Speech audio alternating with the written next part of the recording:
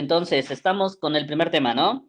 Los artículos constitucionales que regulan el derecho del trabajo en nuestro país. Estábamos analizando el artículo quinto constitucional que contempla el derecho humano de la libertad de trabajar, ¿no? Nada más, básicamente leímos el primer párrafo y de ahí nos fuimos al artículo cuarto de la Ley Federal del Trabajo. Entonces, dice el artículo cuarto de la Ley Federal del Trabajo que no se podrá impedir el trabajo a ninguna persona ni que se dedique a la profesión, industria o comercio que se le acomode siendo lícitos. El ejercicio de estos derechos solo podrá vedarse por resolución de la autoridad competente cuando se ataquen los derechos de terceros o se ofendan los de la sociedad. Se atacan los derechos de terceros y nos quedamos con el primer ejemplo, ¿no? La ley pone dos ejemplos para cada situación. Atacar, se ofenden derechos de terceros o de la sociedad. El primero dice, cuando se trate de sustituir o se sustituya definitivamente a un trabajador que reclame la reinstalación en su empleo sin haberse resuelto el caso por el tribunal. ¿De qué estamos hablando? De un despido injustificado, una ruptura, una causa que dio origen a la terminación de la relación de trabajo. En el caso específico, un despido injustificado. ¿Por qué? Porque ¿de qué otra forma puede terminar una relación de trabajo? Nos vamos rápido, si quieren, rápido al artículo 53. Son causas de terminación de las relaciones de trabajo. 1. El mutuo consentimiento de las partes. 2. La muerte del trabajador. 3. La terminación de la obra o vencimiento del término o la inversión de la capital de conformidad con los artículos 36, 37 y 38. Cuarto, la incapacidad física, mental o inhabilidad manifiesta del trabajador que haga imposible la prestación del trabajo. Y quinto, los casos que se refieren al artículo 434. ¿Sí? Entonces ahí está. También se termina en algunos casos por el despido injustificado, se termina, y es relativo, lo vamos a ver más adelante. Alguna otra situación por la cual puede terminar la relación es por renuncia del trabajador, ¿sí? Y creo que por ahí lo comentamos la clase pasada, ¿no? A mí me contratan 3 meses, ético, moralmente debo cumplir esos 3 meses, pero pues tampoco estoy obligado a, ¿sí? Al primer mes, si no me gusta el empleo, puedo y renuncio al empleo, no me encuentro obligado legalmente. Ética, moralmente, pues sí, ¿no? Y ahí es donde vamos a ver esa dualidad, ¿sí? Y dos mundos totalmente distintos. Así como dos mundos distintos es la teoría con la práctica, también dos mundos distintos con los que nos topamos es lo ético, lo moral con lo legal, ¿sale? Y creo ya les puse el ejemplo, ¿no? De lo penal, ¿sí? Un ejemplo es cierto ese ejemplo que les doy, ¿no? El de la cuestión de su cliente que en algún momento puedan tener y que dicen, sí, asesiné, maté a esa persona, llegué y le tiré 2 balazos. Sí lo hice, abogado. Pero ahora, ¿cuánto me cobra por salir de este problema? Ustedes tendrán que gastar todos los medios económicos y legales para lograr ese fin y de eso van a vivir. Van a cobrar 1,000,000 de pesos. ¿Por qué? Por obtener la libertad de esa persona. Ética, moralmente, yo sé que esa persona debe estar ahí encerrada cumpliendo con su pena. ¿Por qué? Porque en cualquier momento nos los podemos topar y las víctimas podemos ser nosotros, ¿sí o no? Pero profesionalmente, legalmente, yo vivo de mi profesión, pues tendré que agotar todos esos recursos legales y tendré que dejar a un lado mi ética y mi moral, porque no voy a llegar con el juez y decir, no, yo vengo y declaro que él me confesó que sí asesinó a determinada persona. No, tendré que dejar a un lado esa ética, esa moral, para defender los intereses y esa realidad, encuadrarla en lo legal, ¿sí? Y eso es en materia penal. En materia laboral, les puedo poner infinidad de ejemplos. Uno, rápido y espero me entiendan, ¿sí? Un trabajador, X persona, lleva en X empresa 20 años, ¿sí? De 2 años para acá cambió la administración de la empresa. ¿Por qué? Porque fue adquirida por otro empresario y cambió la administración. Nuevo personal de confianza, es decir, los directores, administradores, los gerentes, fue nuevo personal porque es nueva administración. Es gente de confianza del dueño, del patrón, ¿sale? Y que las reglas cambiaron, ¿sale? ¿Y en qué sentido cambiaron? De 2 años para acá, este trabajador que lleva 20 años en la empresa, resulta que lo hacen trabajar, lo obligan a trabajar en su día de descanso, sin que el mismo le sea retribuido en los términos que marca la ley. Es decir, si yo descanso los días domingos y me obligan a trabajar los días domingos porque falta producción, la ley dice que el pagar en mi día de descanso se me debe pagar ese día al doble. Si por día gano 500 pesos, el ir a trabajar en mi día de descanso deben de pagarme el doble, es decir, 1,000 pesos debo de ganar ese día. Aparte, si es domingo, tengo derecho a la prima dominical, el 25% del salario, pero realmente el patrón me sigue pagando como si fuese un día normal, 500 pesos, cuando es mi día de descanso, ¿sí? Luego, estoy trabajando horas extras todos los días, 2 horas diarias, 2 horas diarias. Mi jornada era de 8 horas, la jornada ordinaria. Ahora, con esta nueva administración, estoy trabajando 10 horas diarias. 6 o 7 días a la semana se refleja en 2 días, 2 horas por 7 días. Estamos hablando de 14 horas extras, sin recibir la retribución que contemplan los artículos 67 y 68 de la Ley Federal del Trabajo. Es decir, las primeras 9 horas extras se me deben de pagar al doble y las restantes horas extras, estamos hablando de 14 horas extras a la semana, las primeras 9 al doble, y hay restantes que son 6, esas 6 horas extras restantes al triple, ¿sí? Más adelante vamos a cuantificar para que se den la idea de la retribución del pago de horas extras al doble y al triple. Estoy trabajando esas horas extras a la semana sin recibir la retribución que estipula la Ley Federal del Trabajo, artículos 67 y 68. Luego, me están pagando, yo recibía mi salario cada semana, los días sábados. Ahora, con la nueva administración, la mitad me la pagan los días sábados y la otra mitad me la están pagando martes o miércoles de la siguiente semana. Se dirigen a los trabajadores de forma despectiva, con groserías, con insultos, etcétera, etcétera, etcétera. La trabajadora, ya harta de esta situación, acudió con el personal de recursos humanos y la personal de recursos humanos le comenta su situación, que ya no quiere trabajar, ¿sí? Llega la trabajadora y le dice, ¿sabe qué? Ya llevo 20 años, ya me cansé, ya no quiero trabajar, por esto es todo lo que les planteé. ¿Cuánto me toca de liquidación por mis 20 años en la empresa? Con un salario de 500 pesos diarios, ¿sí? Llega a recursos humanos, le hace una cuantificación, sí, aguántame, déjame ver y vamos a ver cuánto te podemos, cuánto te podemos dar para lo de tu liquidación. Hace cuentas internamente ahí la recursos humanos y le dice, ¿sabes qué? Por tus 20 años en la empresa, te estoy ofreciendo 10,000 pesos. Oye, pero ¿por qué 10,000 pesos? Nadie te está corriendo, te estoy pagando tu finiquito. ¿Por qué? Porque tú te estás yendo de la empresa. Y como tú te estás yendo de la empresa, significa que tú estás renunciando y por lo tanto te toca un finiquito. No, pero es que por 20 años en la empresa, eso es lo que hay. ¿Los aceptas o sigues trabajando porque nadie te está corriendo? ¿Sí? Esa misma señora, obviamente, la señora ya ante esa situación pregunta, ¿es justo esos 10,000 pesos que le está ofreciendo la empresa por los 20 años en la misma? No. No. ¿Qué tiene que hacer la señora? Buscar la asesoría profesional, ¿sí? Acude con ustedes y lo mismo, ¿sabe qué, abogado? Así está la situación. Y le agrega, ya no quiero trabajar para la empresa, ya estoy hasta la coronilla y ya no quiero seguir trabajando en esa empresa, ¿sí? Ya no, ya, abogado, ya estoy harta, ya 20 años, ya lo platiqué con la familia y ya no quiero trabajar, ya no. Ya tengo 55 años, voy a esperar 5 años más para mi pensión y ya no quiero una empresa, pero ya fui a recursos humanos y lo único que me ofrecen son 10,000 pesos.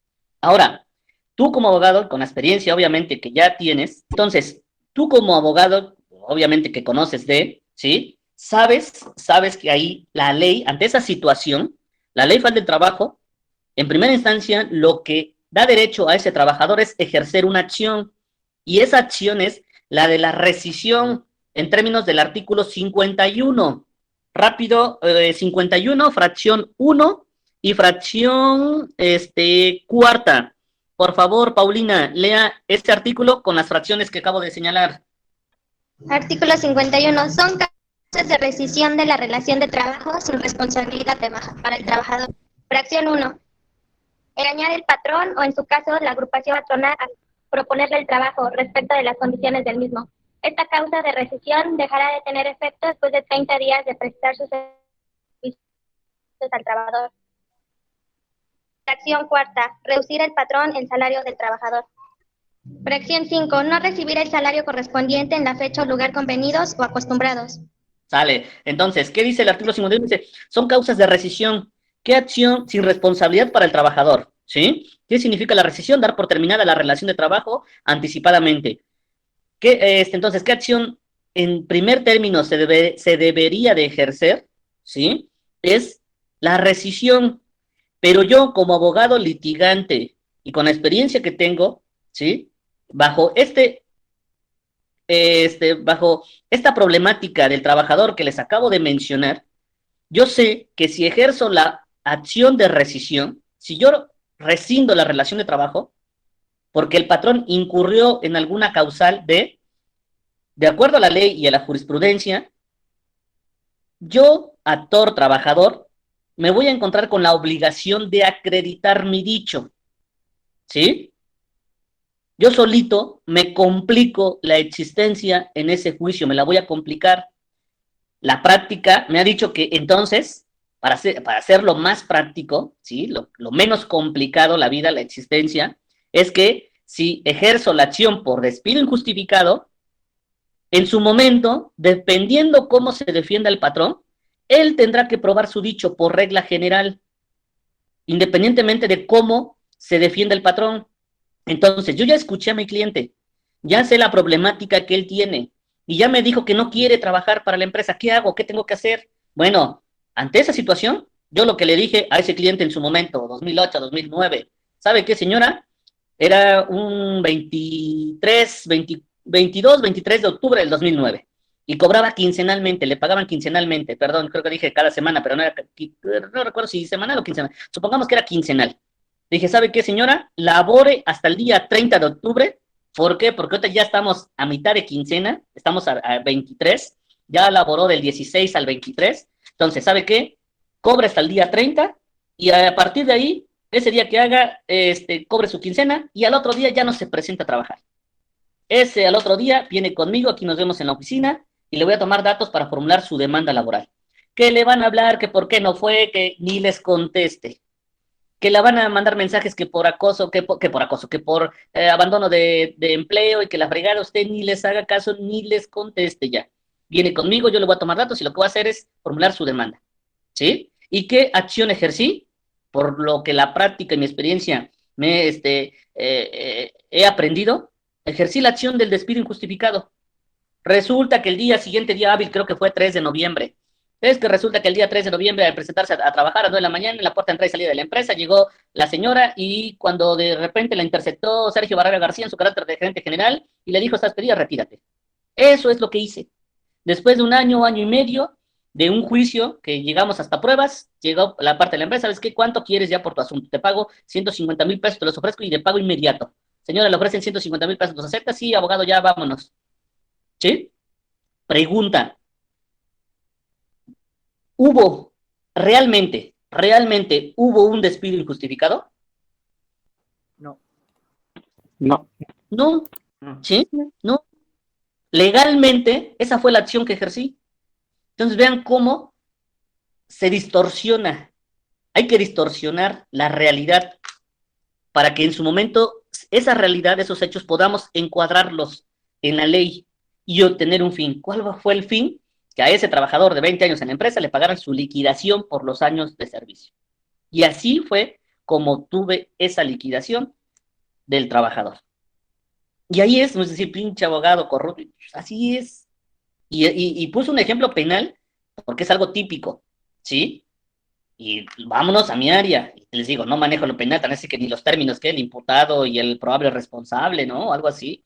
Y también hasta eso, porque apenas vi no sé si ya vieron la serie o la miniserie de Duda Razonable, ¿no? ¿Sí?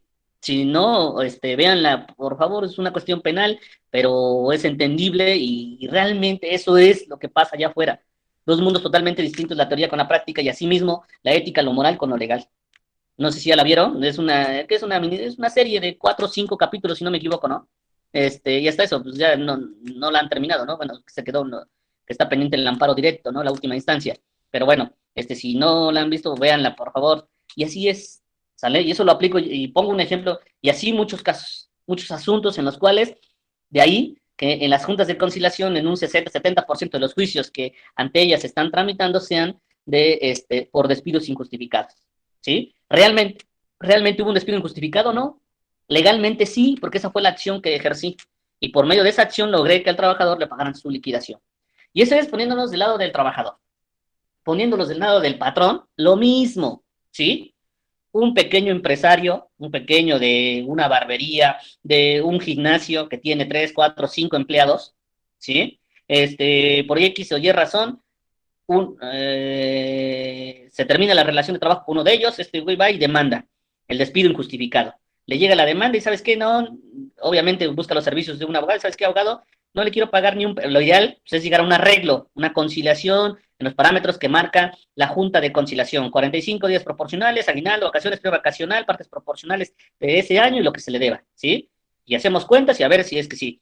Pero muchos patrones tienen básicamente dos cuestiones. Una, no le quiero pagar ni un peso. ¿Por qué? Porque ella me robó, ella era la cajera, ella se encargaba de cobrar y hubo un faltante de 10,000 pesos. Yo llegué y le dije que había un faltante, le hicimos auditoría y dijo que no es cierto, que la chingada se indignó y se fue. Y ya me demandó un despido injustificado, no le quiero pagar ni un peso porque aparte me robó 10,000 pesos. Y la segunda, pues es decir, también soy un pequeño empresario, tengo 3, 4 trabajadores. Si le pago a ella su liquidación, porque ya me demandó en la Junta de Conciliación, voy a crear un antecedente. Y después cualquier trabajador, por la mínima razón que ya se termine la relación de trabajo, también me va a demandar. Entonces, si le pago a ella, ahorita voy a crear un antecedente y después todos los demás, cualquier cabrón va a venir a demandarme.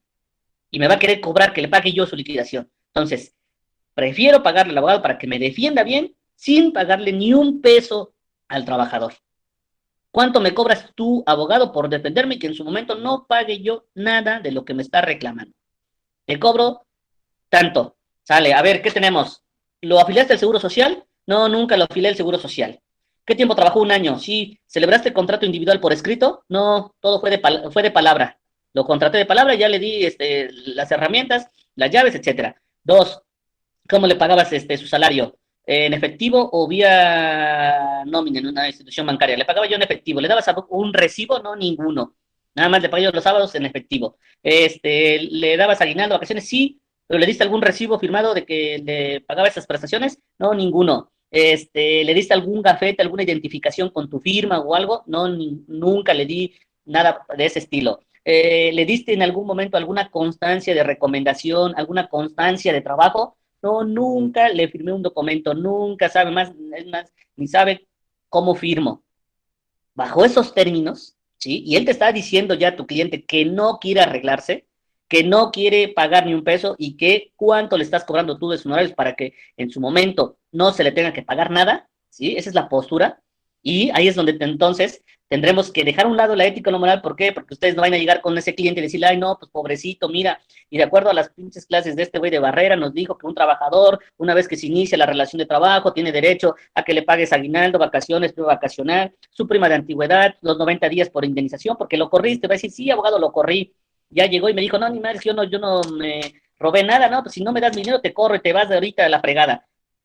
No, y aparte, pues sí lo corriste. Entonces, pues no, trata de mejor pagarle, mira, vamos a hacer cuentas para que mejor le pagues al trabajo. Pues sí, el cliente, pues ¿para qué pinche abogado estoy contratando si supone que me tiene que defender a mí? Y mi idea es que no le voy a pagar ni un peso al trabajador.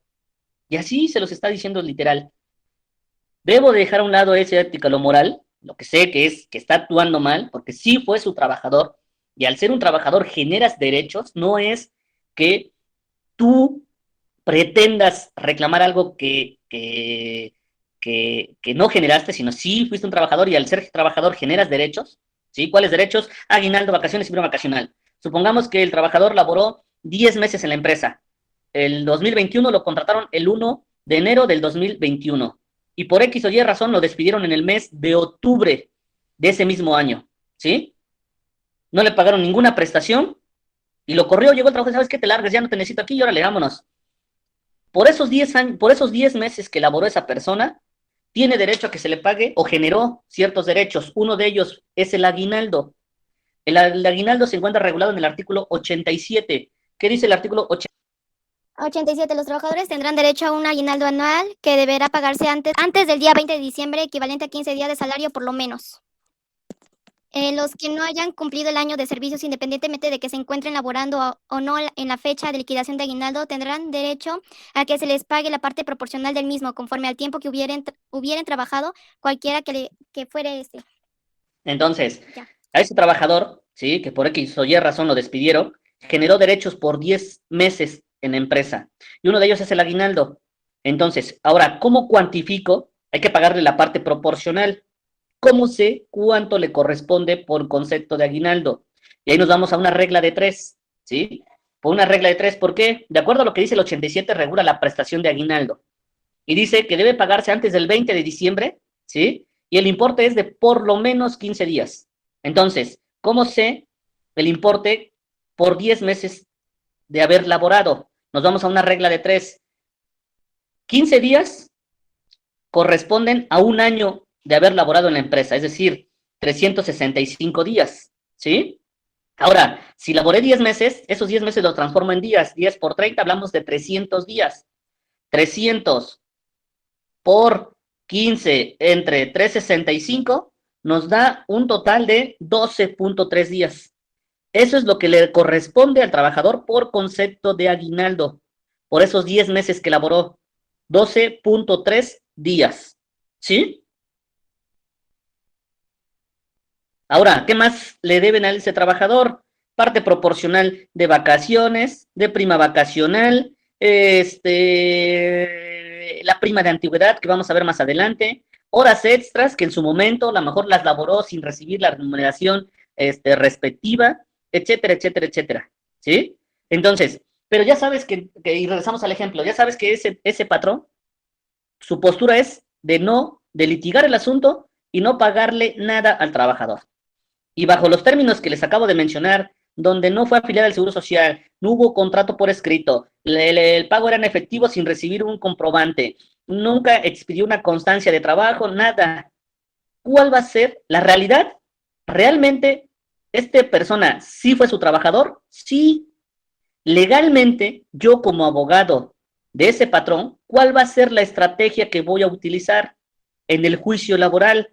La defensa que voy a utilizar es negar la relación laboral. Bajo esas circunstancias, lo ideal es llegar a contestar demanda en el sentido de que niego la relación de trabajo, es decir, nunca fue mi trabajador. ¿Ya se dieron cuenta de la realidad a lo legal? La realidad es que sí fue su trabajador, sí laboró 10, 11, un año en la empresa. Legalmente, no fue trabajador. ¿Sí? ¿Sí me entienden? Sí. Sí, profesor. Sí, Sí, profesor. Sí. Hay que apartarse, o bueno, casi siempre, ¿no? Hablando en un juicio, de esa ética o moral que tenemos, porque todos al final de cuentas tenemos valores, ¿sí? La ética o moral que empiezan desde la casa y posteriormente en la escuela, ¿sí? Se refuerzan esos valores, pero ya en un litigio debemos dejar a un lado esos valores, esa ética, esa moral, para encuadrarla en lo legal. ¿Sale? Y hay veces que vives a cuestas de otras personas. Y así es. ¿Sale?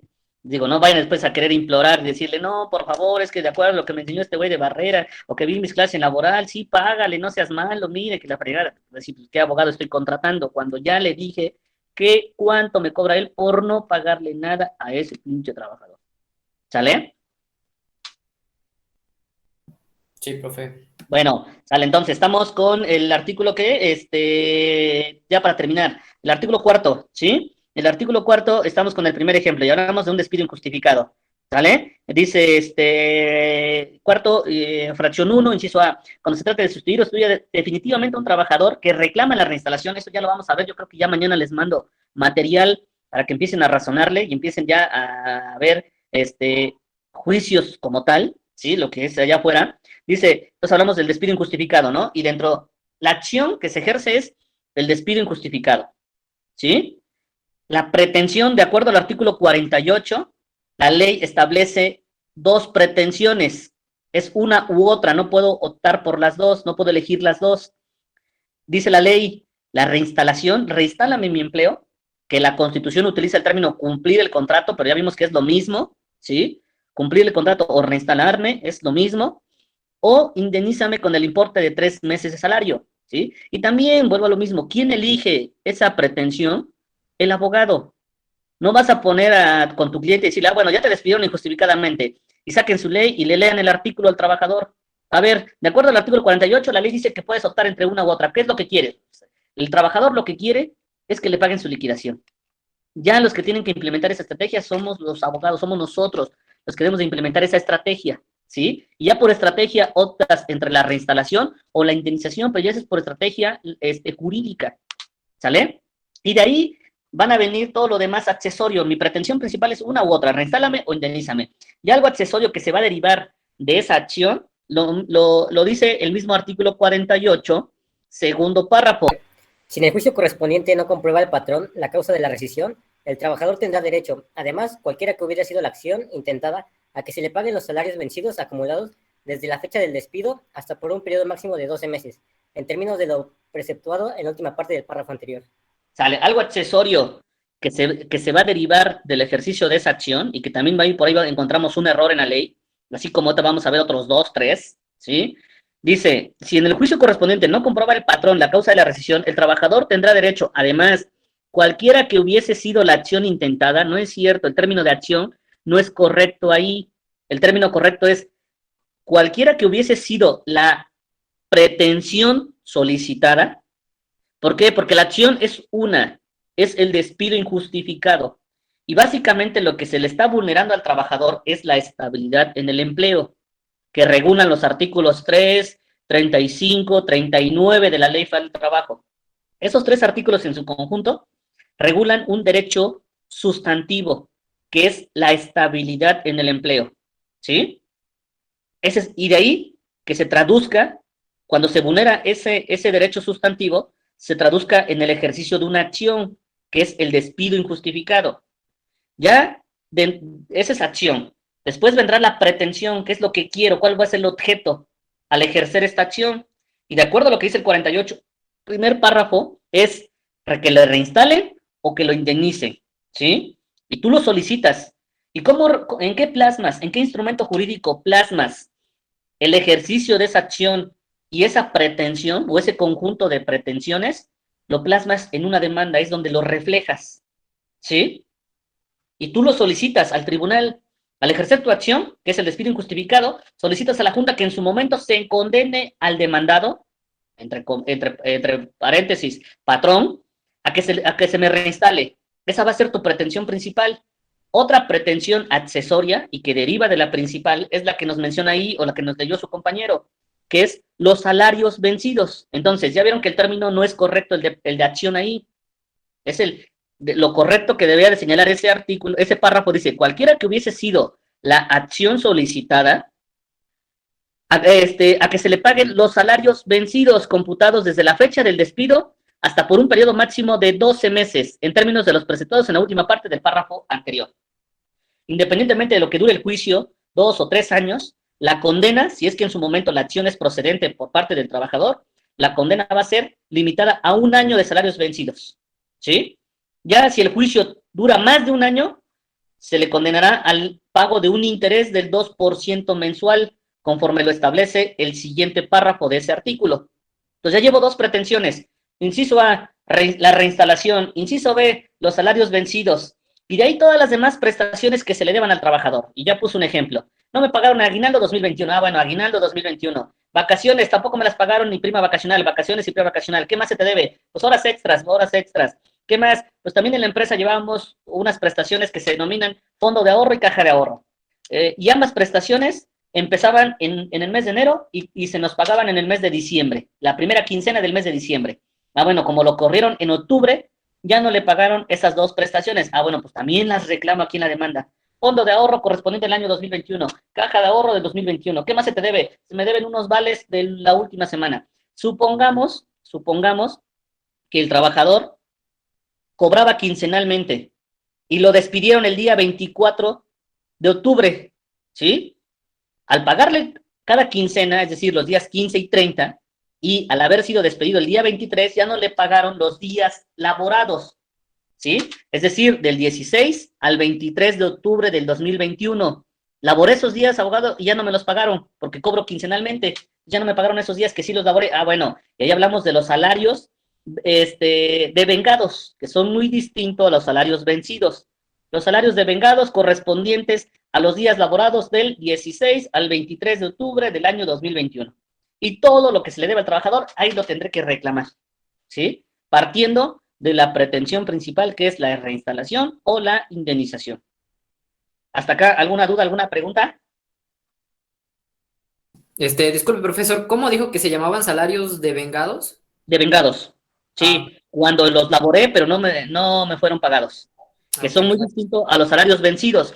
Si usted ve el artículo 48 que leyó su compañero Aldair, el segundo párrafo, ahí si quieren ponerle en su ley, dice, en la partecita dice, a que se le paguen los salarios vencidos. Si gusta, porque también es lo mismo, ponga salarios vencidos o caídos, es lo mismo, Sí, ¿sí? sí, profesor, gracias. En su ley, y es muy distinto a los salarios devengados, ¿sale? Sí, profe, gracias. ¿Alguien más, alguna duda o pregunta? Profesor, disculpe, ¿cuál es la diferencia entre estos dos? Los salarios, entre los salarios vencidos, los salarios caídos y los devengados.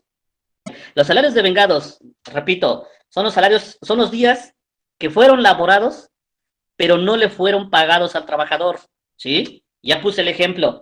Yo cobro quincenalmente. Los días 15 y 30 es mi pago de salario por parte del patrón. Resulta que me despidieron injustificadamente el día 27 de octubre del 2021, ¿sale? Ya no me pagaron esos días que laboré porque el patrón paga hasta el día 30. Entonces, los salarios devengados fueron laborados, pero no fueron cubiertos por medio del salario. Entonces, reclamo el pago de salarios devengados correspondientes al periodo laborado del 16 de octubre al 27 de octubre del 2021. ¿Sí? Esos son los salarios devengados. Supongamos que ya no cobré los últimos 2 meses a la fecha de la terminación de la relación de trabajo. Bueno, reclamo los últimos 2 meses porque ya no me fueron cubiertos, los laboré, pero ya no me los pagaron. Y los salarios vencidos derivan, o caídos, derivan del ejercicio de una acción. El trabajador fue despedido injustificadamente, ejerció la acción por despido injustificado, y al ejercer la acción por despido injustificado, independientemente de cuál sea la pretensión principal, reinstalación o indemnización, viene algo accesorio que son los salarios caídos. Antes del 2012, un juicio laboral promedio se dirime, se soluciona un promedio de 3 o 4 años, desde que se presenta la demanda hasta que el patrón cumple con ese laudo, ¿sí? Ese es el promedio, 3, 4 años, más o menos 4 años. Antes del 2012, la ley establecía que si el patrón era condenado, tenía que pagar salarios caídos por todo el tiempo que durara el juicio. Si el patrón en 4 años se le perdía el juicio, se le condenaba, tenía que pagar salarios caídos por los 4 años que duró el juicio, ¿sí? En el 2012 se modificó este artículo, aparte del 2019, si ustedes tienen curiosidad, ¿sí? Y eso ya no los obligo yo, ya es cuestión de cada uno de ustedes, que ahorita terminando la clase o en la noche o mañana agarren la ley e indaguen, busquen, etcétera, etcétera, porque pues eso ya lo sé y aparte no es parte de, porque no podemos vivir del pasado como lo hace López Obrador, que vive del pasado, ¿no? Y siempre es que los anteriores, y es que... Sí, güey, eso ya lo sabemos. Ahora tú tienes que hacer lo ideal y no tienes que estar viviendo lo que hicieron otros güeyes, ¿sí? Pero bueno, entonces, si tienen curiosidad, vean la ley, ese artículo 48, antes de la reforma del 2012. Así, antes de la reforma del 2012, o la ley o pónganle ahí, ley federal del trabajo de 1980, van a ver que el artículo 48 establecía que el pago de salarios caídos por todo el tiempo que dure el juicio. En el 2012 viene una reforma importante a la ley federal del trabajo, que la vamos a ver más adelante, y se modifica ese artículo 48 y lo limita a, independientemente del tiempo que dure el juicio, 4 años, el patrón, si se le condena, únicamente tendrá la obligación de pagar los salarios caídos por 1 año, independientemente de todo el que dure el juicio. Hay una justificación, ¿por qué? Porque efectivamente luego venían laudos muy cuantiosos, donde lo que implicaba es que muchas empresas pues cerraran al momento. ¿Por qué? Porque tenían que pagar juicios con salarios caídos de 3, 4, 5, 6 años, y lo que llevaba a la postre pues era que muchos empresarios cerraran las fuentes de trabajo. Entonces, para evitar eso, se limitó a 1 año, ¿sí? Pero eso fue hasta el 2012. Todos los juicios anteriores a esa reforma del 2012, si se ganaba el juicio era por la condena de salarios caídos por el tiempo que durara el juicio, ¿sí? Yo por ahí tengo un juicio que me dejaron llevando a la empresa ahorita un juicio 2007, que lo activaron en el 2000, por X o Y razón estuvo parado ahí el asunto, no se podía emplazar, etcétera, etcétera, y apenas estamos desaguando pruebas, y es 2007 el juicio. Si, demandando un salario diario, demandándome un salario diario, y eso me lo dejaron a mí, ¿no? Yo llegué a la empresa 2015, 2016, con un salario diario reclamado en la demanda de 1,500 diarios. Supongamos, ¿cuántos años va? Ella la corrieron, dice, en octubre del 2007. Nada más en años, a octubre del 2021. ¿Cuántos años han transcurrido? ¿14 años? ¿2007 al 2021? ¿Sí o no? Sí, son más o menos 5,000 días. A ver, vamos a hacerlo rápido, para que sea nomás la idea cuánto vale ese juicio. Esos 5,110 días por 1,500 diarios, estamos hablando 7,665,000. Así es. Nada más de salarios caídos. Nada más de salarios caídos. Ahora te falta la reinstalación, prima de antigüedad, horas extras, aguinaldo, vacaciones, todo lo que haya reclamado en su demanda. Nada más de salarios caídos van 7,600,000 pesos. Ahorita con acercamiento de la trabajadora y su abogado, está pidiendo 1,300,000. El juicio está apenas en pruebas, ¿sí? Pero ahí tiene pruebas, está complicado ahí el asunto, ¿no? Pero porque era una empresa la grande y las outsourcings, entonces, bueno, está pidiendo 1,300,000. Con 1,300,000 la señora dice, ¿sabes qué? Yo ya pagan 1,300,000 y ya cerramos el juicio. A la empresa, ¿es viable cerrar el asunto en esa pretensión que pide la trabajadora? Sí, sabiendo que el contingente son 8 millones de pesos, con 1,300,000 ya solucionas y terminas con un problemón, sí, ¿no? Pero bueno, dígame ahora sí, ¿quién me iba a hacer una pregunta? ¿Leonardo o quién no? Sí, yo, profesor. Dígame. Entonces, ese juicio que menciona del 2007, aunque el artículo 48 ya se haya reformado, después del 2012 se tienen que seguir pagando los... Sí, sí, y ahí van a ver ustedes el principio de la no retroactividad, ¿sí? Si bien es cierto, ese artículo se modificó en el 2012, aplica para los juicios que se empezaran a partir del inicio de esa reforma. Todos los juicios anteriores van antes de la reforma. ¿Sí, Leonardo? Ah, ok, entonces todos esos 2011, 2010, todos esos seguirán pagando los salarios caídos. Salarios caídos durante todo el tiempo que dure el juicio. Ah, ok, gracias, profesor. ¿Sale? ¿Alguien más? ¿Alguna otra duda o pregunta? Yo, profesor, ya lo encontré, que dice, bueno, es que yo tengo una ley federal, el Climen Beltrán, ya pasada, y justamente lo que dijo de ese artículo 48 antes de que fuera reformado, acá lo encontré, que dice que se le pague los salarios vencidos a la fecha del despido hasta el cumplimiento del laudo. Así es. Justamente. ¿Sale? Ahí está entonces. Bueno, y así les dije, ya es cuestión de ustedes que busquen, investiguen, que jurisprudencia, no les tengo que estar diciendo, lean hoy jurisprudencia o algo, de algo que haya yo hablado, de algo que haya yo dicho, de algo que haya ustedes anotado, con eso busquen jurisprudencias, lean jurisprudencias. ¿Sale? Vamos con el inciso B. Cuando se niegue el derecho a ocupar su mismo puesto a un trabajador que haya estado separado de sus labores por causa de enfermedad o de fuerza mayor, o con permiso al presentarse nuevamente a sus labores. Ahí pónganle artículo 42. El artículo 42 regula una figura que vamos a ver nosotros más adelante, que es la suspensión de la relación de trabajo. Artículo 42. Son causas de suspensión temporal de las obligaciones de prestar el servicio y pagar el salario, sin responsabilidad para el trabajador y el patrón. Fracción 1. La enfermedad contagiosa del trabajador.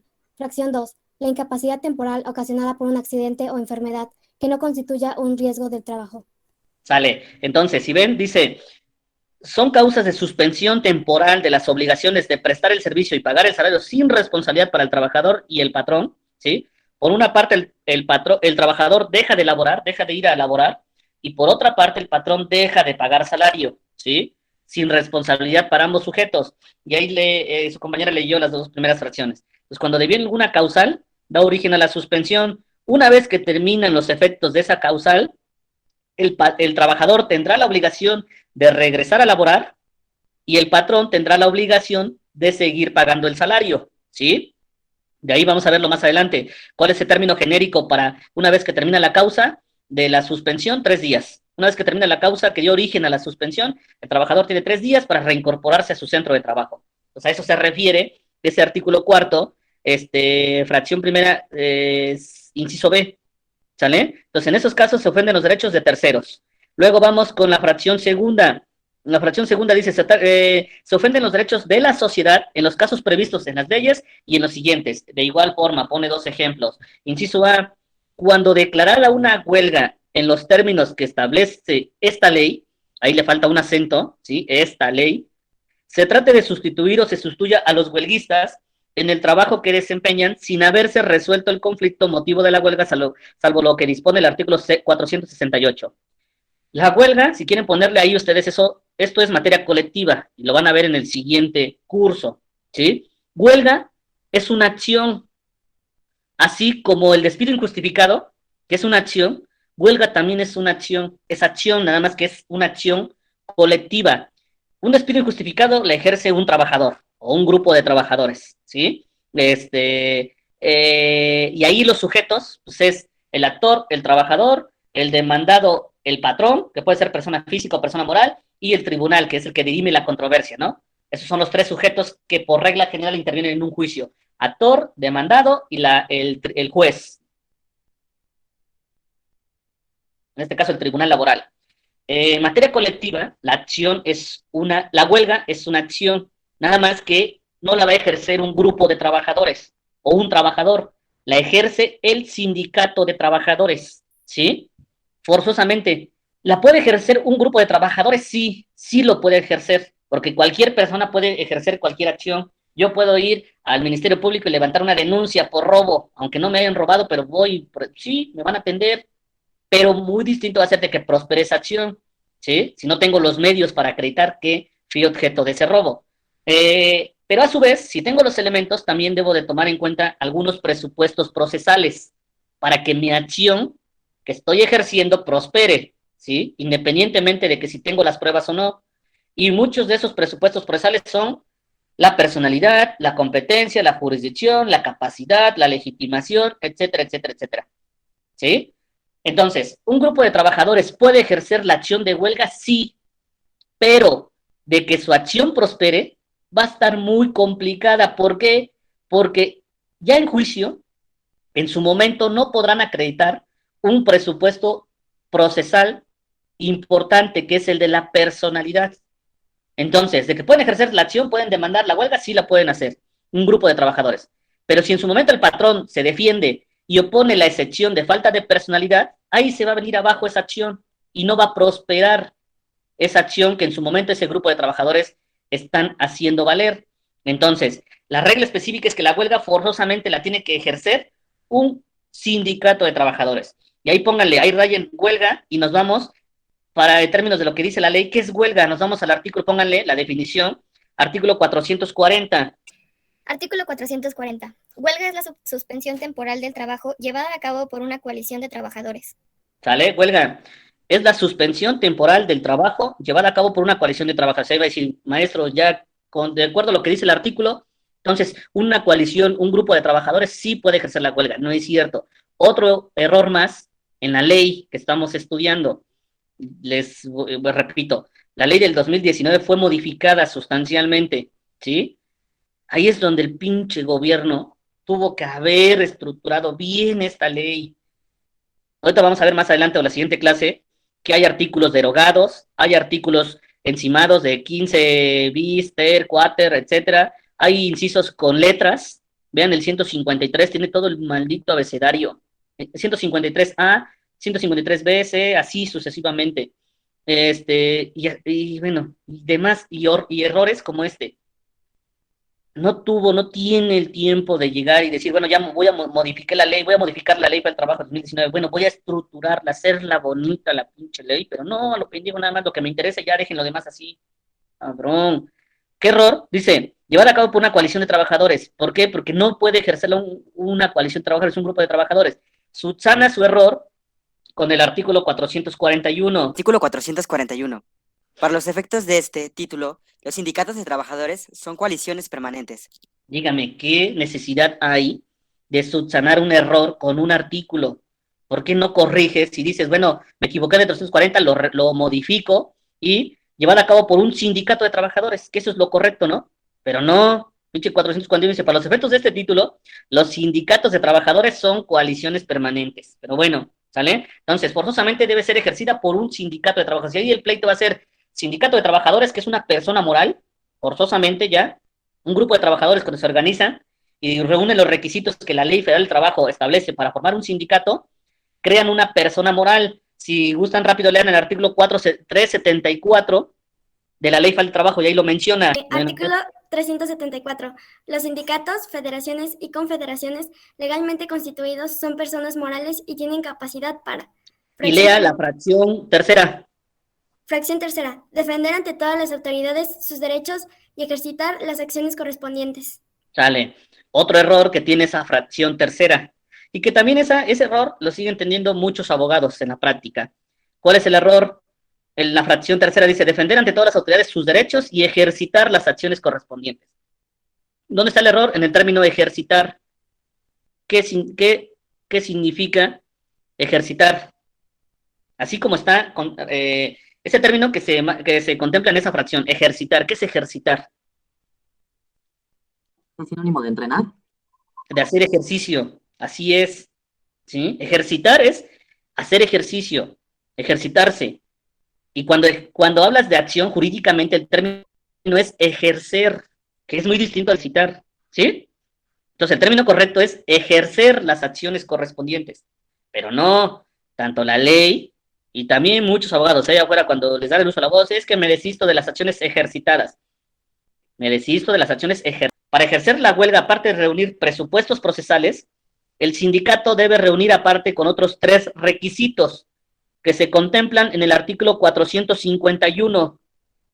Que la suspensión se realice por la mayoría de los trabajadores de la empresa o establecimiento. La determinación de la mayoría que se refiere a esta fracción solo podrá promoverse como causa para solicitar la declaración de inexistencia de la huelga de conformidad con lo dispuesto por el artículo 930 y en ningún caso como cuestión previa a la suspensión de labores. Bueno, uno de los requisitos para que se lleve a cabo la suspensión es que sea ejercida por la mayoría de los trabajadores huelguistas, ¿sí? Entonces, regresamos al artículo 4.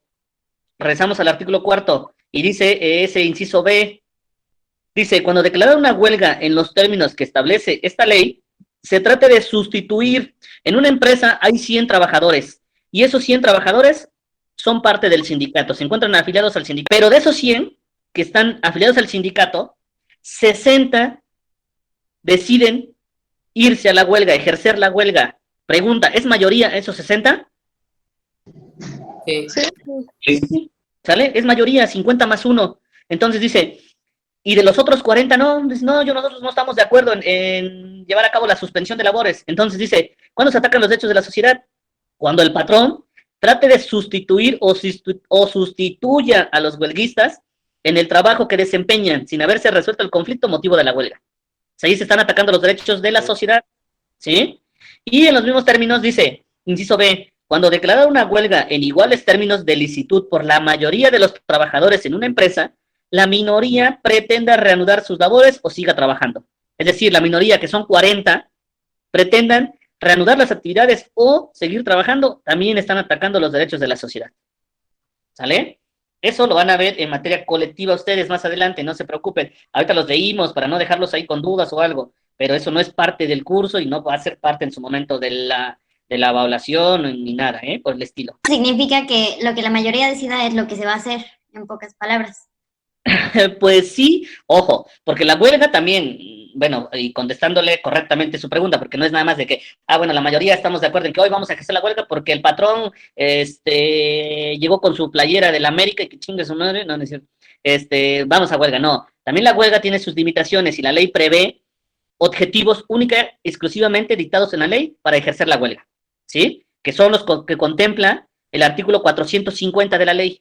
Para ejercer la huelga, la ley da 8 motivos, única y exclusivamente para ejercer la huelga. Cualquier otro motivo que no estén conforme los trabajadores y que no encuadren el 450, no podrán ejercerla, ¿sí? Bueno, en estricto derecho a su pregunta o a su afirmación que usted me realiza. Cualquier otra inconformidad que no encuadre en el 450, y eso lo vamos a ver o lo van a ver en colectivas, lo hacen valer de otras actividades, otras conductas. Y una de ellas, el trabajo lento, el tortuguismo, que en algunas empresas así se conoce coloquialmente.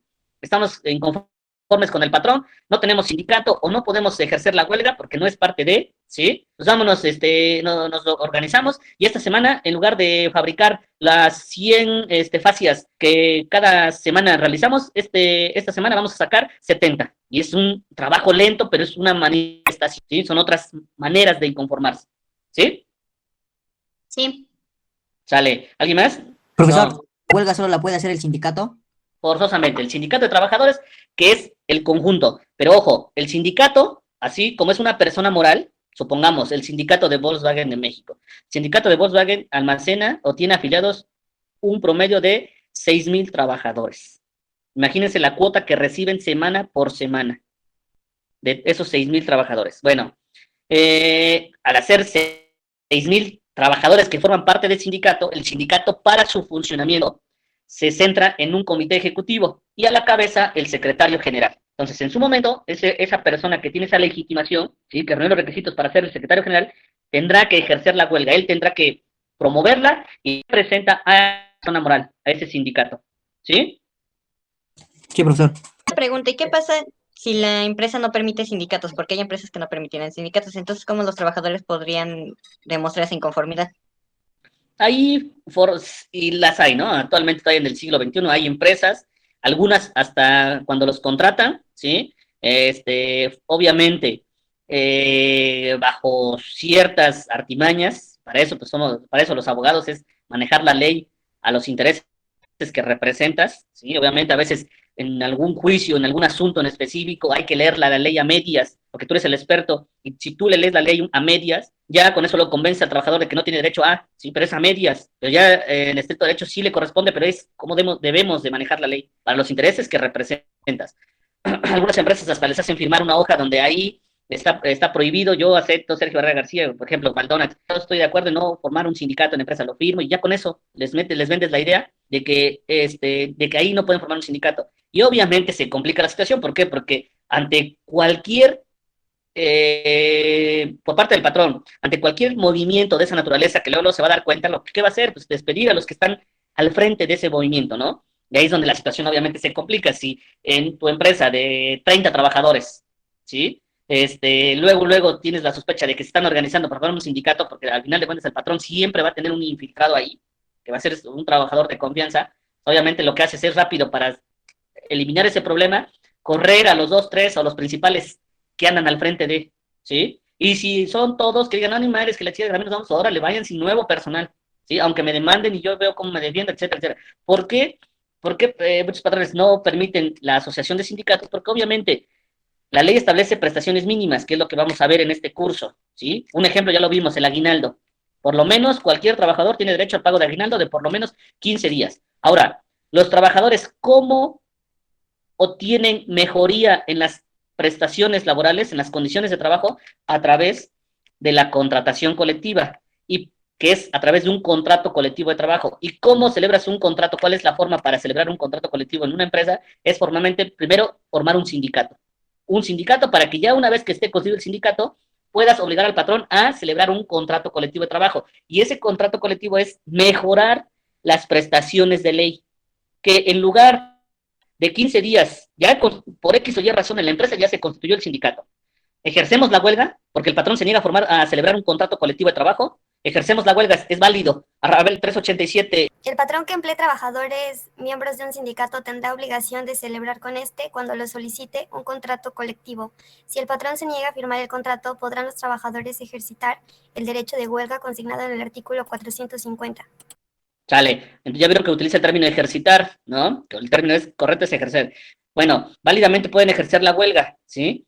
¿Y para qué efectos? ¿Para qué? Para que en lugar de 15 días que nos está pagando el patrón de aguinaldo, nos pague 20 días, ¿sí? Y así es como diversos trabajadores de empresas han obtenido la mejoría en sus prestaciones laborales. ¿Cómo mejoran las prestaciones que establece la ley? A través del contrato colectivo. Pero para celebrar un contrato colectivo, el requisito sine qua non es forzosamente la existencia de un sindicato de trabajadores.